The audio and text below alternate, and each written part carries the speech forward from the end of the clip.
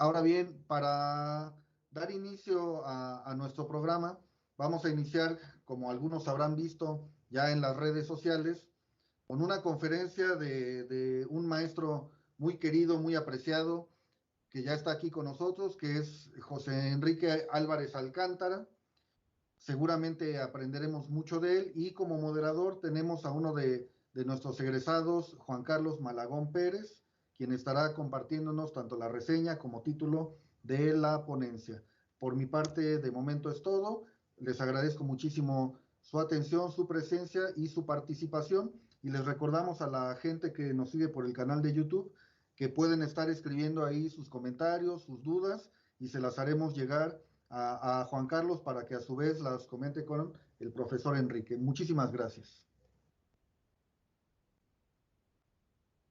Muchas gracias, doctor Gerardo. Hola, muy buenas tardes a todos. Les damos la más cordial bienvenida a la presente conferencia que lleva por título Herencia y legitimidad de la obra de Vygotsky.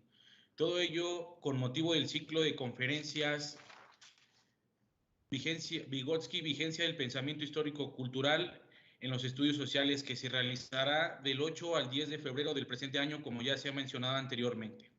Lo primero que quiero mostrar es mi alegría por estar aquí con todos ustedes y agradecer a los organizadores que hayan pensado en mí para moderar esta sesión. Creo que es una enorme suerte y honor para todos nosotros contar con la participación de grandes expertos que tenemos hoy presentes, dado que versar sobre la vigencia del pensamiento vygotskiano siempre es un ejercicio necesario dentro de la psicología y de la práctica educativa.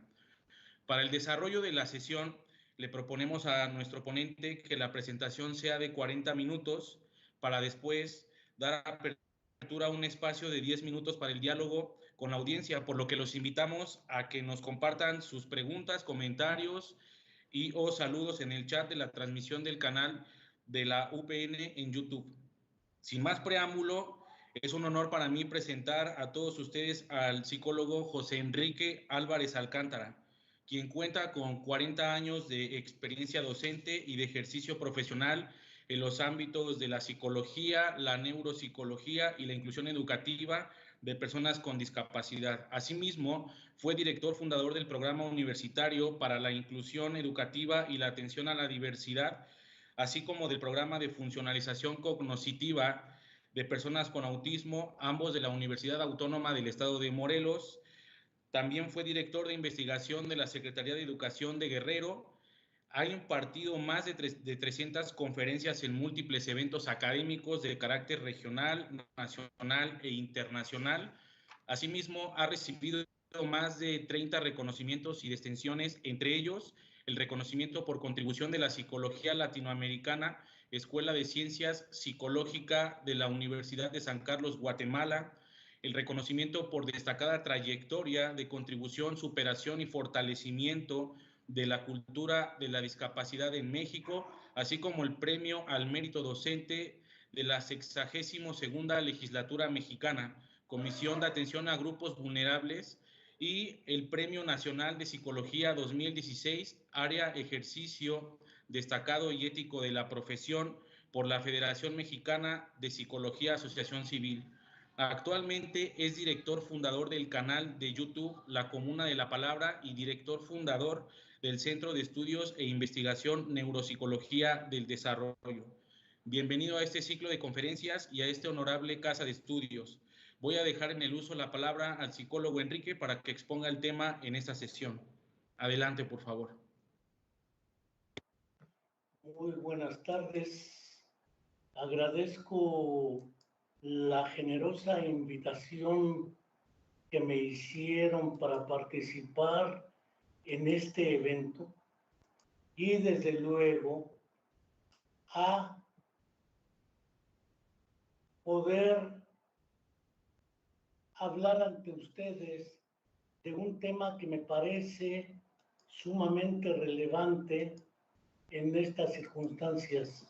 Considerando que no se deja compartir esta cosa nuevamente, le pediría al colega que nos apoya si puede proyectar la presentación. Intentaré no leer porque la lectura de diapositivas y de presentaciones históricamente ha sido penosa. Presentan enormes currículums y luego cuesta trabajo cubrir las expectativas. Quiero, de hecho, comenzar con una serie de premisas sobre esta exposición. La primera es que va a ser muy polémico lo que voy a plantear. Muy polémico porque gracias a las traducciones que nos hicieron los españoles desde España, nos plantearon una serie de mitos que vale la pena ir derrumbando. Comienzo con una primera precisión. Escribo Vygotsky con is latinas y no con is griegas en inglés, y latina en francés, y j en italiano, y en portugués, y latina y o Vygotsky, y latina en castellano, Vygotsky con w y j en alemán, como suelen hacer otros autores, porque el castellano, que no es español, pues en España también se habla el vasco, el catalán, una serie de lenguas que nos lleva a suponer que España también es multilingüe. Deriva del latín, y la I latina es la que se acerca mucho más fonéticamente hablando a nuestra lengua. La Y articulada dentro de una palabra no se parece a la I, ni a la IJ, ni a la Y, ni a la doble I. Estas en realidad son traducciones que merecen otra reflexión. Solamente era ese el punto de partida. El segundo, que es la siguiente diapositiva, ya Alex Kossulin, en la presentación que hace de su traducción de su pensamiento y lenguaje en editorial Paidós, nos señala claramente que las informaciones que se han dado sobre Vygotsky, dispersas, podrían simular la presentación de un personaje trasplantado de la era de los enciclopedistas, un sabio, un personaje que tenía mucho conocimiento a diferencia de los de su época, y que eso es lo que hace que Vygotsky resalte y fue trasladado a una época de los comisarios y los reflejos condicionados. Como sabemos, la traducción de Alex Kossulin es la segunda traducción al castellano.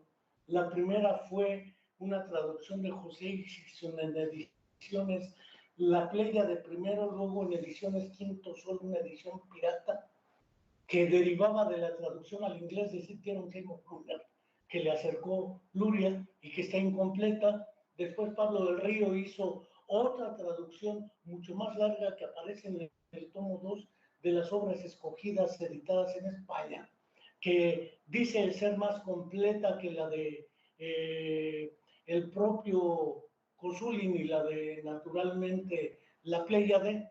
En Francia se hizo otra traducción al francés que Seff, un pariente de Lucien Seff, traduce, y naturalmente hay una edición cubana y hay una edición argentina de Coligüe, que a diferencia de todas se intitula, considero como debiera ser, Pensamiento y Palabra. No voy a abundar el asunto de pensamiento, lenguaje, pensamiento y palabra, o pensamiento y habla, porque son problemas que desde la lengua rusa se han planteado a discusión. La que sigue, por favor. Quiero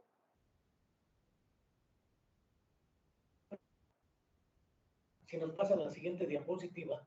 De hecho, la que sigue, no trataré de hacer una exégesis de Vygotsky, sino que trataré de hacer una presentación contextuada histórica, cultural y políticamente, porque como reza la presentación de infinidad de artículos, capítulos de libros enteros dedicados a esta cuestión, y si como hemos testificado desde la entrada al último cuarto del siglo XX, ya se ha evidenciado un boom editorial y bibliomerográfico, vale la pena preguntarnos a quién tiene la necesidad de volver a hablar de Vygotsky. La que sigue. Sí, Naturalmente, como arguyen, hoy es un tema de análisis obligado para cualquier psicólogo, estudiante de psicología, educador, etcétera. Un trabajo más. La que sigue, por favor.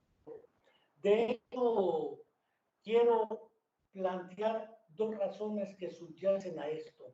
La primera es que, en su gran mayoría, la serie de trabajos adolece de una sujeción a una serie de mitos o leyendas que deforman, reducen o, cuando mucho, tergiversan la obra y pensamiento de Vygotsky. Voy a dar dos ejemplos de ello.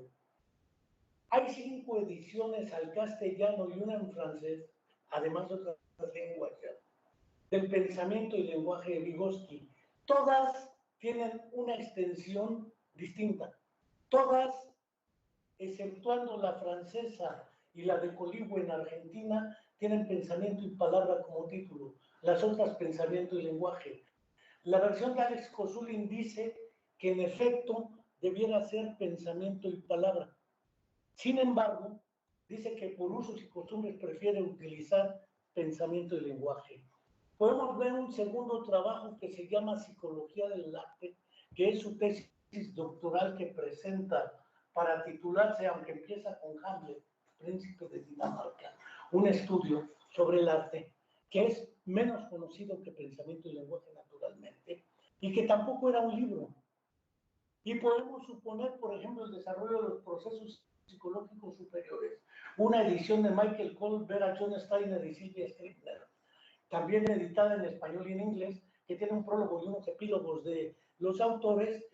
Vygotsky jamás escribió ese libro. Ese libro es la integración de artículos que Vygotsky fue presentando en su momento y publicando, lo cual implica que la mayoría de libros que conocemos de Vygotsky no fueron editados como libros. Segundo, Vygotsky estuvo prohibido dentro de la URSS más de 20 años después de su muerte. Él muere en 1934, es decir, hasta 1954-55 empieza a conocerse fuera de la URSS y dentro de la URSS a Vygotsky, porque estuvo prohibido dentro y fuera por la Guerra Fría. El tercero, como Vygotsky fue censurado internamente por el Partido Comunista de la Unión Soviética, en su momento, ya presentaré esos datos, el Vygotsky que nos presentan desde Rusia es un Vygotsky modificado y adaptado para que aparezca políticamente correcto. Pero mucho de lo que aparece ahí no lo dijo Vygotsky. Pongo un ejemplo muy claro. En el tomo 2 de su libro Pensamiento y Lenguaje viene una nota al pie de página donde citan a Henri Vallon. Ni Henri Vallon ni Vygotsky se conocieron, no hay libros de ellos que hablen uno del otro. Piaget no conoció, según el apéndice de Pensamiento y Lenguaje, a Vygotsky hasta 20 años después de su muerte, con la aparición de Pensamiento y Lenguaje en la edición de Jerome Brunner, porque le pide que escriba un apéndice. Y en el apéndice dice: es una pena que 20 años después de muerto me entere de las críticas que me hace un personaje que, si viviera, tal vez hoy estaríamos más de acuerdo. Cosa que supongo, si hubiera vivido en esa época, quién sabe si estuvieran más de acuerdo. Pero muerto el muerto, ya no puede alegar en su defensa nada.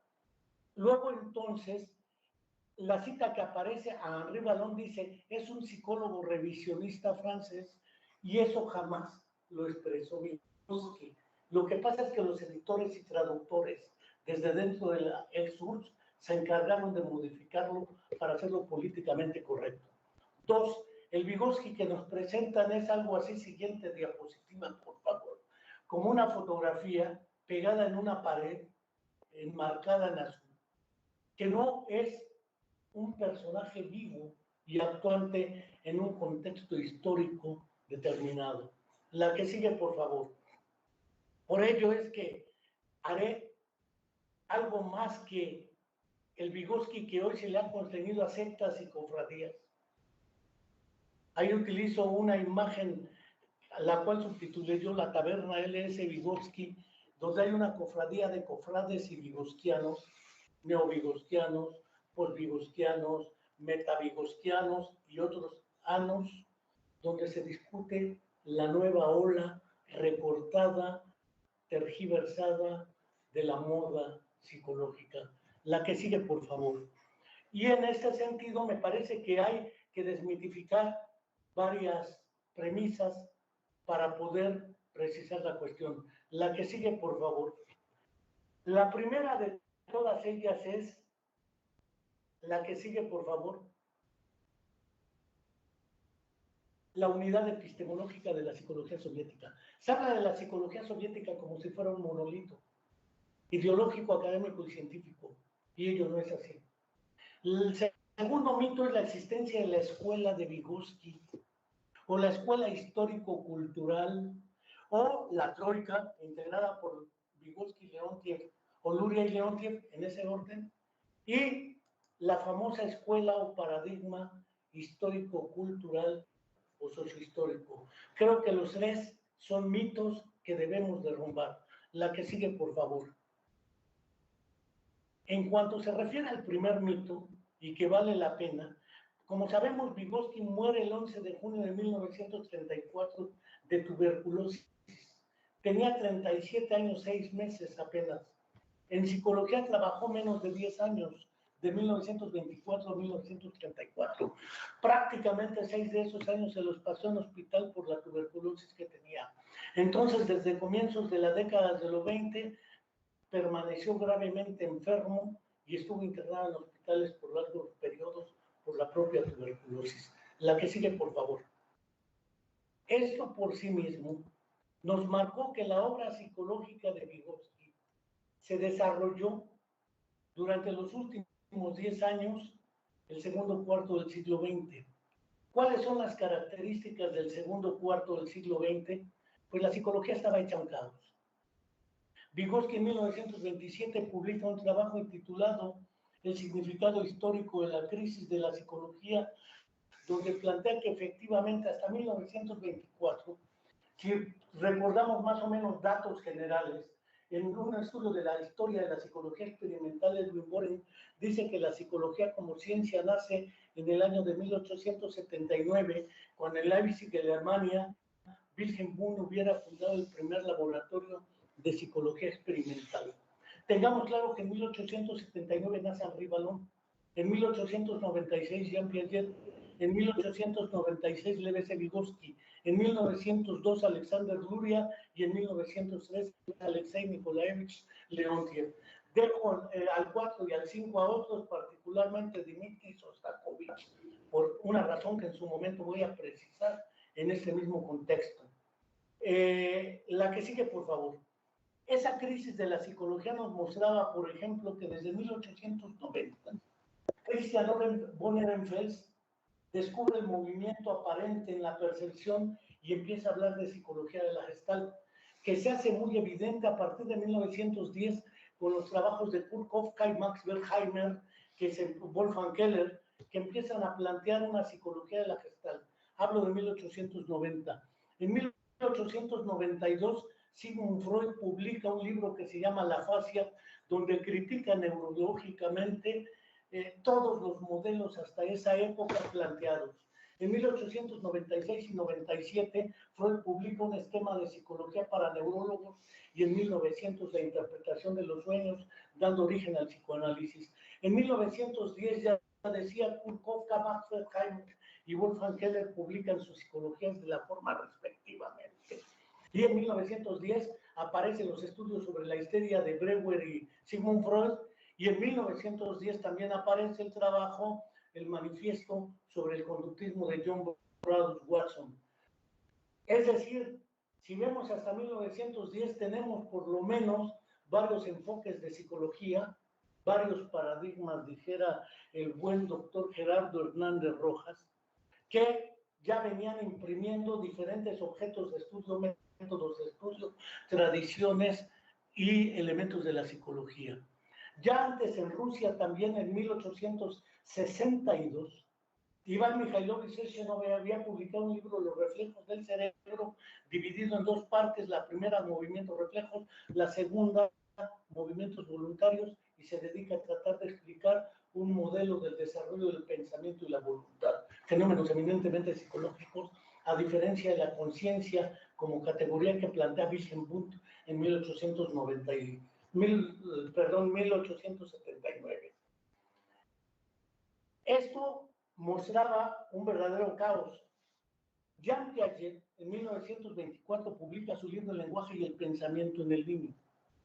En 1923 se realiza el primer congreso panruso de psiconeurología de toda la URSS, y ahí aparece Vygotsky presentando una conferencia, y aparece un Tom Konstantin Nikolaevich Kornilov, que presenta un trabajo y propone como objeto de estudio la reactología o las reacciones a diferencia de la conducta.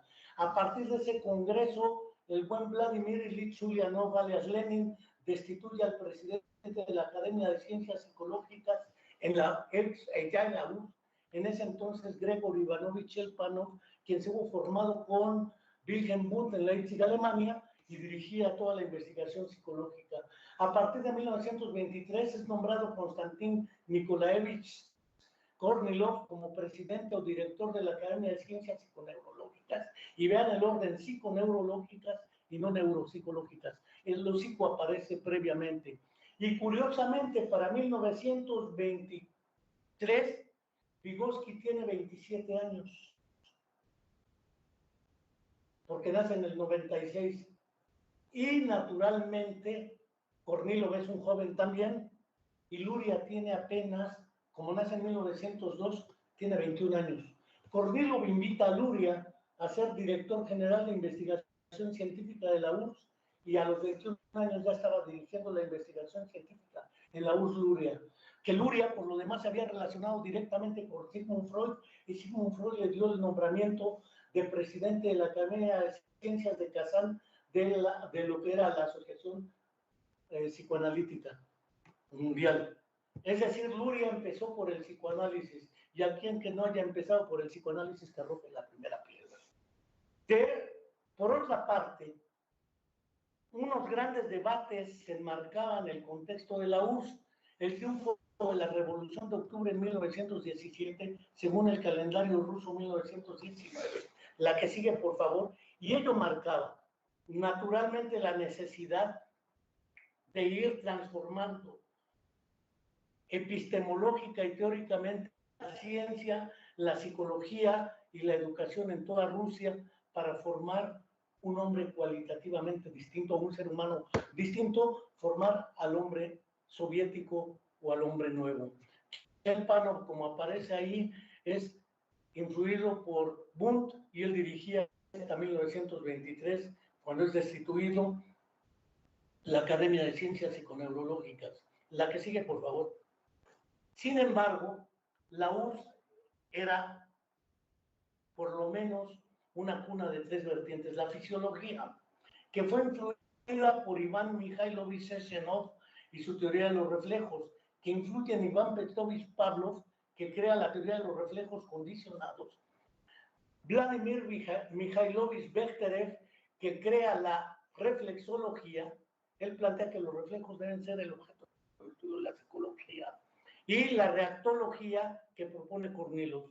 Aquí quiero hacer también otra pequeña digresión. Se ha dicho erróneamente que Pavlov es el representante de la reflexología, y cuando se habla de Pavlov se habla de la reflexología como si fuera la propuesta de Pavlov. Eso no denota más que ignorancia y mala fe de quienes se han dedicado a tratar de difamar la teoría de los reflejos condicionados de Pavlov, porque llegó hasta el segundo sistema de señales, que es la explicación del papel del lenguaje en el comportamiento, y finalmente el reflejo que Piotr Kuzminovich Anokhin trata como el reflejo de anticipación o la idea de futuro, y que Pavlov también trabajó.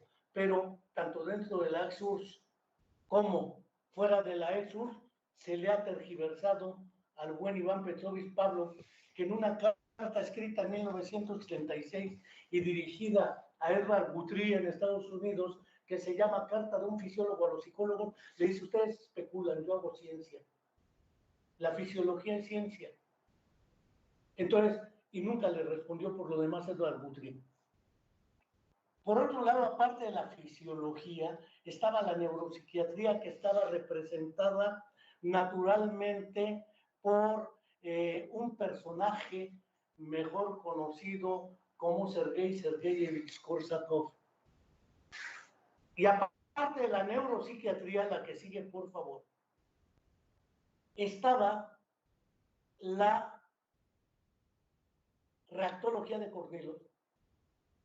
El primer intento de Luria de acercarse a los procesos psíquicos inconscientes desde la neuropsicología y la propuesta de todos aquellos que con Vygotsky se fueron acercando a esta aproximación.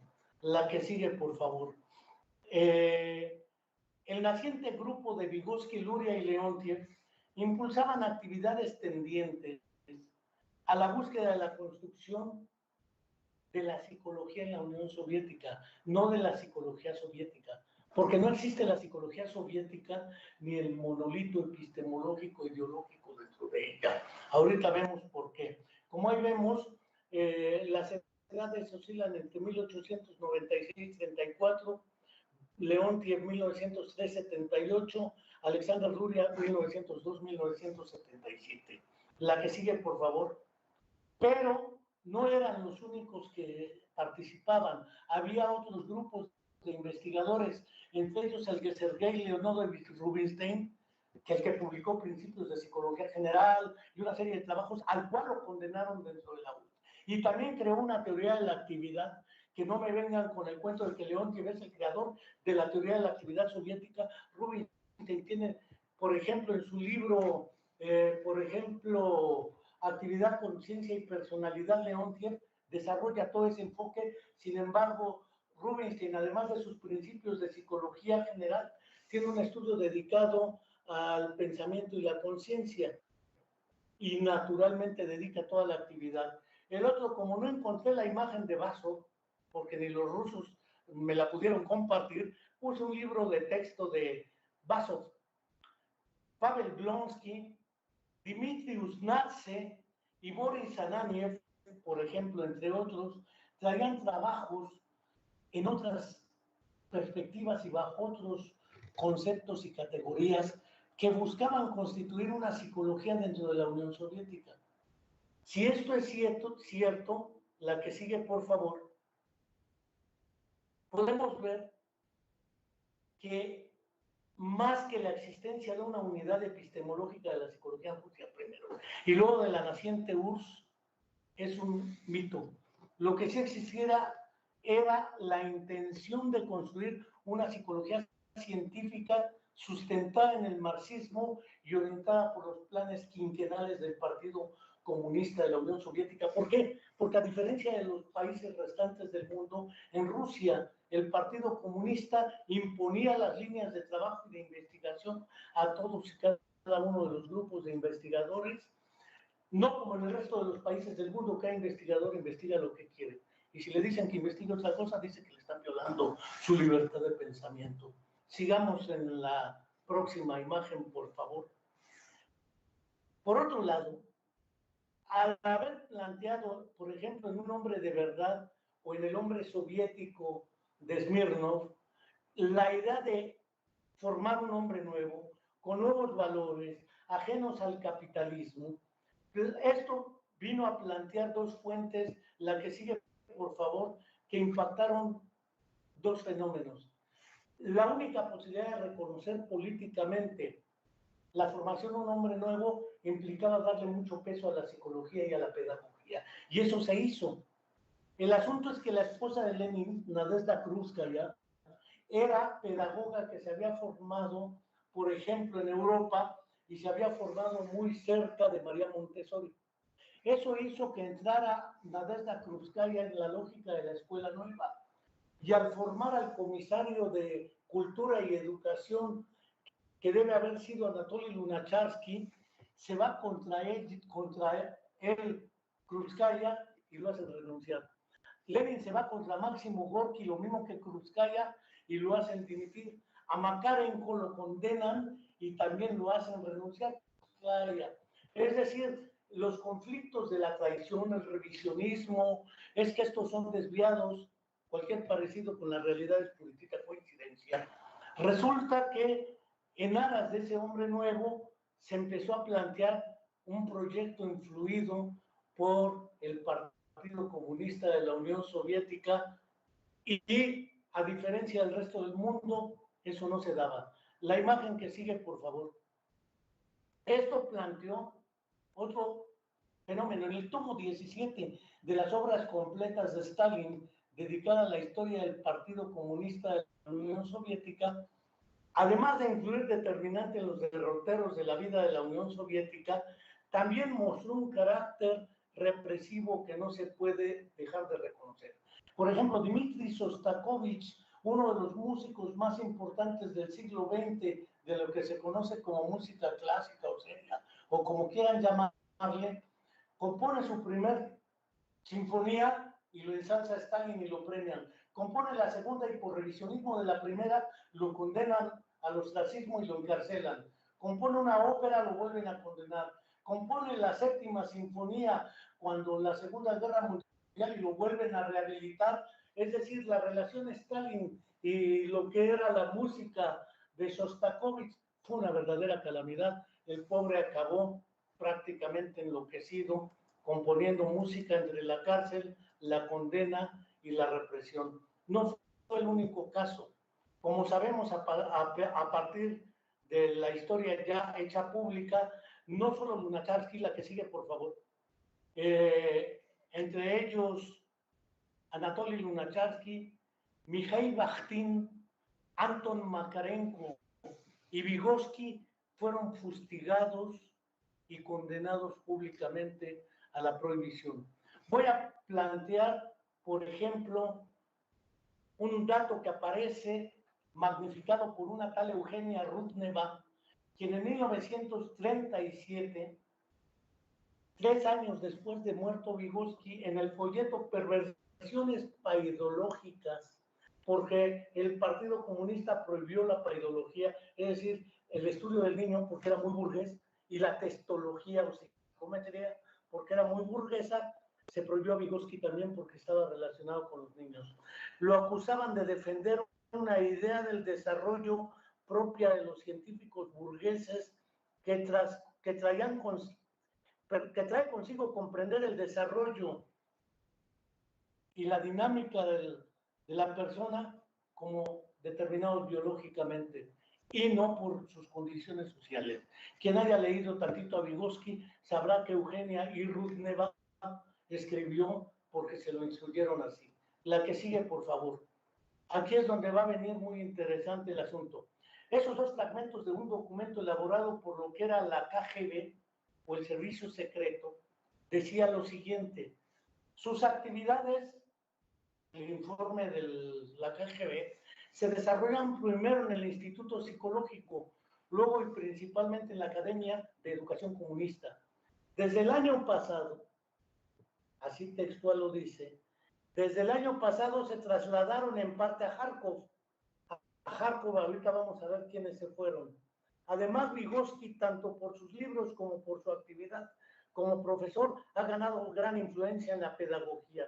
Su influencia en el campo de la medicina entre los psiquiatras y neuropatólogos es también muy grande. En la actualidad es la corriente más influyente de la psicología soviética, que también desempeña un papel muy importante en el Instituto de Psicología. Es una breve descripción de lo que hace.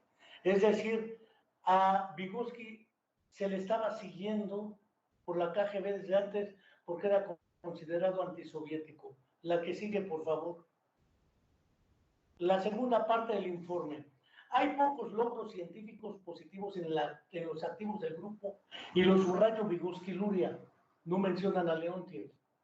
Pero plantearon algunos problemas centrales y problemas muy agudos del desarrollo histórico de la psique, etc.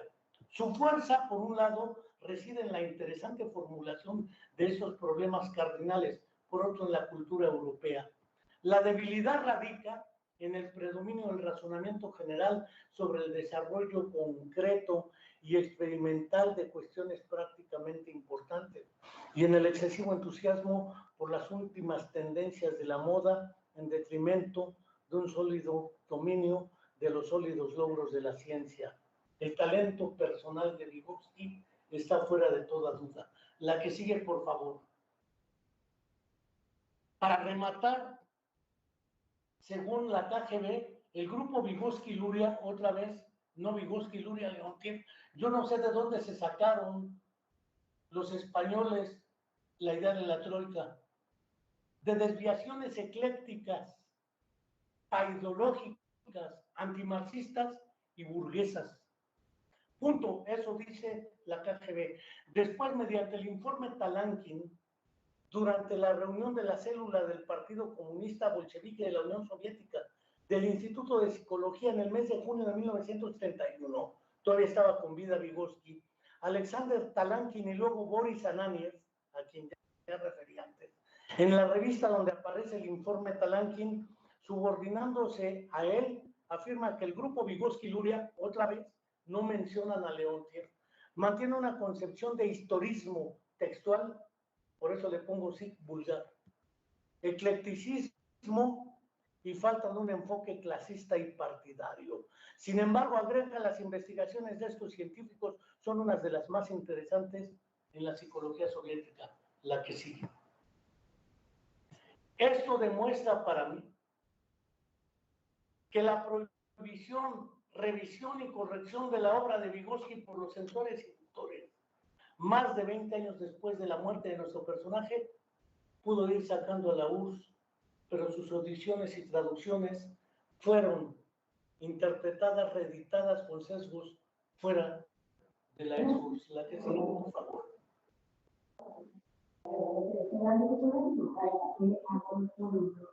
La que sigue, por favor.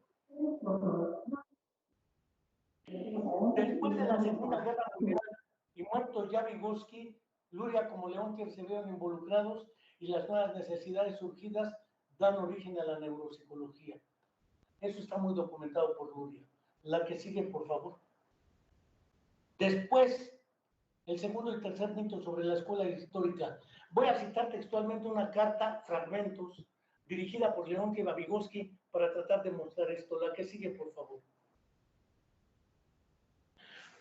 Leontiev dice a Vygotsky, usted mismo entiende hoy que como un grupo de personas unidas por las ideas, ahora estas se encuentran sumidas en una gran crisis. Con esta crisis me refiero a conflictos internos que simplemente no se han resuelto y permanecen sin pena alguna. En muchos casos han sido resueltos por decreto. Por otro lado, las circunstancias externas, la tremenda presión que ejerce usted sobre todos nosotros, la inundación constante que encontramos en cada esquina, la contradicción entre el movimiento del pensamiento y la parte organizativa del trabajo, la falta del trabajo hacia adelante, etcétera, hacen que tengamos la necesidad de separarnos. La que sigue, por favor. 2.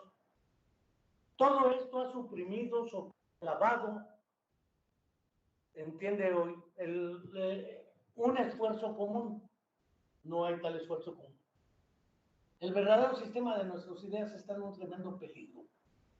Antes de habérsenos considerado, ahora se presenta un documento, un programa parcial para la psicología en la Unión Soviética de un grupo constituido por, entre otros, Denov, Shrar, Sakimov, Sarpiri, basados en un borrador de Luria. Esto es una alienación de nuestra teoría sociocultural. La que sigue, por favor. 3. Tenemos un maravilloso y dedicado grupo de 3 o 4 personas que, por cierto, serán evaluados o confrontados por la claridad y confiabilidad. Alexander Zaporovtsov, Lidia Boshovich, Natalia Morozova, Slavina y Sinchenko Pavel. ¿No hemos cerrado? No, nos vamos a ir a Kharkov. ¿Sobre qué caminos? No sabemos, pero nos iremos. En realidad no es que haya migrado el grupo de Vygotsky a Kharkov, es que se escindieron y no existía tal troika, no existía tal escuela histórico-cultural y no existía tal unidad epistemológica de la psicología soviética. La que sigue, por favor. Esto plantea entonces que la falta de comprensión de la trayectoria de la psicología y su perspectiva cultural es también un sistema filosófico. Ojo, dice psicología cultural, no histórico-cultural ni sociohistórica. Sigamos con la imagen que sigue. Una vez expuestas, la que sigue, por favor. Hasta el año de 1925, tanto dentro de la existente y naciente URSS como fuera de ella, había una gran crisis y una gran discusión y no hay tal unidad epistemológica. 2, puede afirmarse que es un verdadero mito de la existencia de una unidad epistemológica de la psicología social. Y luego la que sigue, por favor. Luego, también puede considerarse que desde el día 5 de febrero de 1932, en que escribe esa carta Leontiev, se muestra la inexistencia histórica por razones ideológicas, políticas, conceptuales, teóricas y metodológicas de la troika y de la escuela histórico-cultural. Es evidente como se muestra que una ruptura irresoluble se manifiesta y que no hay tal troika. Asimismo, es claro que se muestran dos interpretaciones distintas y contradictorias entre los miembros. Por un lado se quedan Vygotsky y Luria en Moscú, y por el otro lado se van a Kharkov, Leontiev y su grupo que fue conocido como la Piatorka, porque en ruso Piatorka es 5, los 5 que se fueron con él. La que sigue, por favor. Y naturalmente la concepción que sobre la cuestión de la psicología cultural, sus conceptos, principios, presupuestos que le subyacen, así como de su continuidad como grupos, tampoco son evidentes. Los términos utilizados por Leontiev y los expresados por Luria difieren significativamente, puesto que la carta de Leontiev refiere a psicología cultural, mientras que Vygotsky y Luria hablan de principios histórico-culturales. No solo es cultural, también la historia. La que sigue, por favor. Esto implica que bajo estas circunstancias tuviéramos que plantear que había que desarrollar un análisis de cuáles son los aportes que hoy pueden ser vigentes. La imagen que sigue, por favor. Luego la imagen que sigue es vigente, el pensamiento y la obra de Vygotsky. A 100 años prácticamente. La que sigue, por favor. Ya voy a acabar, ¿eh? Primero, así como Jean Piaget y Henri Vallon lo concibieron, el fenómeno psicológico, el fenómeno psíquico, no surge espontáneamente como algo dado, de una vez y para siempre. Esa es una premisa legítima hoy planteada por Vygotsky y reconocida por Piaget en la obra de Pensamiento y Lenguaje de Vygotsky. El psiquismo debe ser comprendido como un proceso y no como un estado. Y se encuentra en constante desarrollo y debe ser abordado desde sus perspectivas sistémica, genética e histórica. Genética de génesis o de orígenes, no biológica. La que sigue, por favor. Segundo, bajo la influencia de Marx y Engels, propondrá de manera muy similar a como lo sugiere Henri Vallon, sin que sepamos que se hubieran conocido el uno al otro, asume como premisas esenciales para una comprensión y explicación de los orígenes y el desarrollo del psiquismo la consideración de factores indispensables y determinantes como son el papel de la historia, la cultura y el conjunto de condiciones históricos sociales que hicieron posible la existencia del psiquismo, porque el hombre del siglo XX no cuenta con los recursos del siglo XXI, ni del XV con los del XX, ni psicológica, ni cultural, ni históricamente. Entonces, si no se consideran, estamos particularmente fritos. La que sigue, por favor.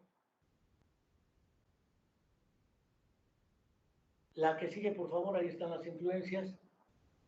Y lo dice textualmente así,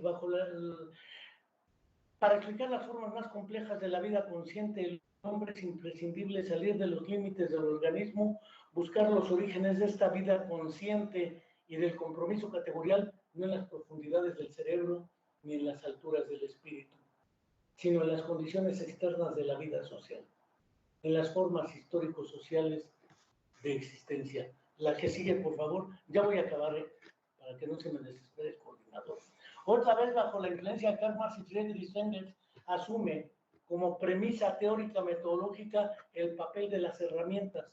En consecuencia, la hipótesis central de la mediación semiótica en la comprensión y explicación de los orígenes y el desarrollo de los procesos psicológicos superiores. Esas tres premisas por sí mismo dan legitimidad a la obra de Vygotsky hoy. La que sigue, por favor. en aras de materializar la hipótesis central de la mediación semiótica en la comprensión y explicación de los orígenes y el desarrollo de los procesos psicológicos superiores, sugiere la hipótesis de trabajo de que tal mediación semiótica es posible a través del desarrollo del lenguaje y la comunicación con los otros, con los adultos y con sus semejantes. Y la que sigue, por favor. Naturalmente, esto plantea la investigación del desarrollo de los procesos psicológicos superiores, el paso de las relaciones interpsicológicas e intersubjetivas en el aprendizaje y el desarrollo a las relaciones intrapsicológicas. Es decir, el desarrollo va de la interacción a la interiorización y va de lo colectivo a lo individual, de lo social a lo personal. La que sigue. Y el carácter sistémico intra e inter de los procesos psicológicos, la memoria MN, la motivación, sensopercepción, memoria, motivación, atención, razonamiento, como un primer filtrado de la información, la representación, análisis, síntesis, abstracción y generalización, solución de problemas como tendencia determinante, la acción, los resultados de la acción, la representación, evaluación y lo que significa el seguimiento, que ahora pomposamente le llaman funciones ejecutivas, pero que está claramente aquí planteado. La que sigue, por favor. Finalmente, vamos a pasar 3 imágenes que siguen. La que sigue, por favor. La que sigue. Esta. Hay 2 factores del desarrollo. El aprendizaje y el desarrollo dependen de la intervención de un adulto. Conforme el nivel de desarrollo alcanzado incrementa, el nivel y la calidad de la intervención decrementa. Este ha sido un importante análisis de la lógica de lo que algunos llamaron la zona de desarrollo próximo. La que sigue, por favor. Si entendemos lo que el nivel de desarrollo alcanzado es lo que el niño puede hacer o la persona puede hacer por sí mismo sin ayuda de nadie, la ayuda va siendo progresivamente innecesaria y va cambiando de calidad. Esa es la intervención didáctica, que tiene por función permitir el paso del nivel alcanzado a un nivel próximo. Y la relación establecida es una relación didáctica entre maestro-alumno, entre experto-novato, dijera Mario Carretero, o entre adulto-niño. La que sigue, por favor. Esta intervención implica que debe ir evaluándose una cesión progresiva de la responsabilidad ante la tarea, de modo tal que el niño sea capaz por sí mismo de resolver lo que antes no era capaz de resolver por sí mismo y solo será capaz de resolver con ayuda. A esto Brunner le denominó el andamiaje del hecho educativo. Y la última, que es naturalmente la cesión de la responsabilidad nuevamente ante la tarea y pasar al nivel próximo. La que sigue. Vienen una serie de referencias y la que sigue. Gracias.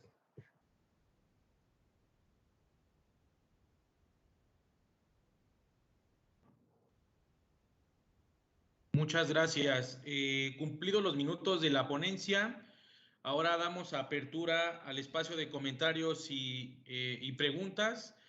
En general me gustaría compartir que nos saludan de varios lugares del país, de Michoacán, de la Facultad de Psicología de la UAP en Puebla, de la Facultad de Psicología de la UNAM, del Estado de México, de la Ciudad de México. Asimismo, algunos comentarios. Víctor Chavarría nos comenta que la versión argentina del libro de Vygotsky es Pensamiento y Palabra.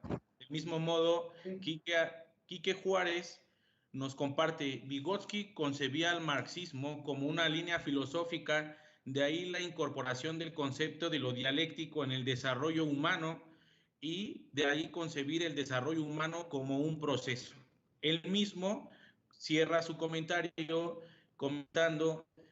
exponiendo que los temas de discapacidad los considera un punto muy importantes.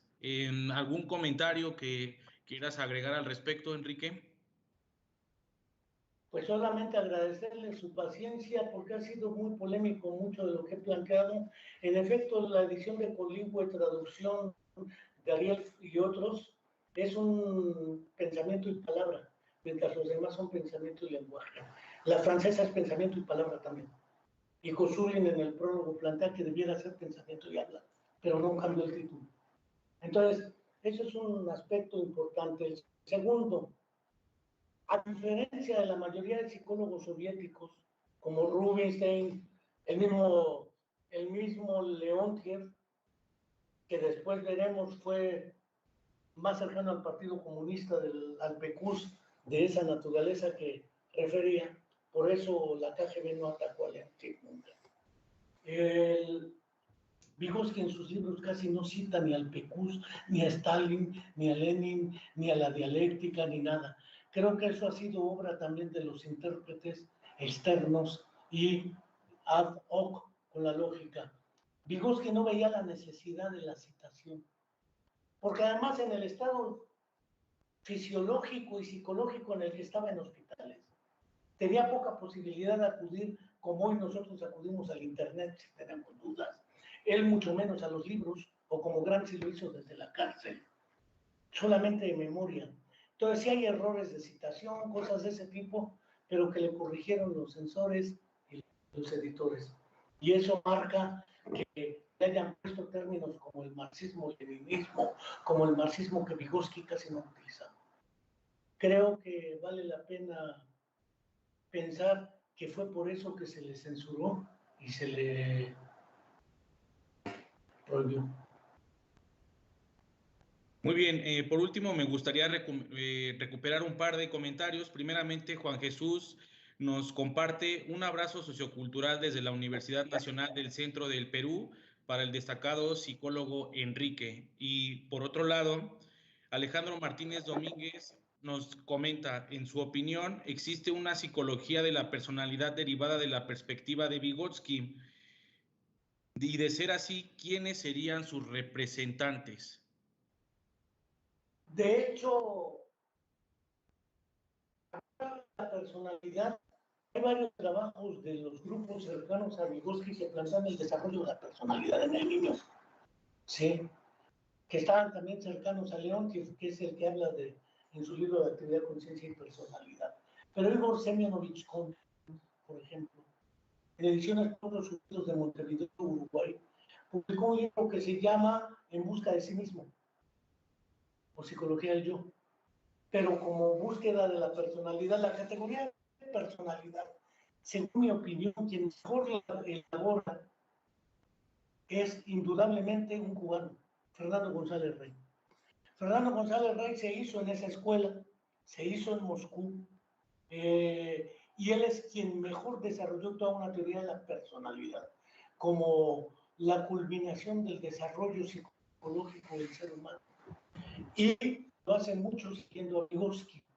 Entonces, pensaría yo que uno de los que debiéramos seguir muy claramente es el cubano Fernando González Rey. Felcruz podrá apoyarnos con otras referencias, pero no tengo duda que el desarrollo de la personalidad como categoría lo tienen todos en la estructura, porque está desarrollando la personalidad del hombre nuevo, del hombre soviético, pero específicamente como modelo de teoría de la personalidad, no tengo duda, Fernando González Rey.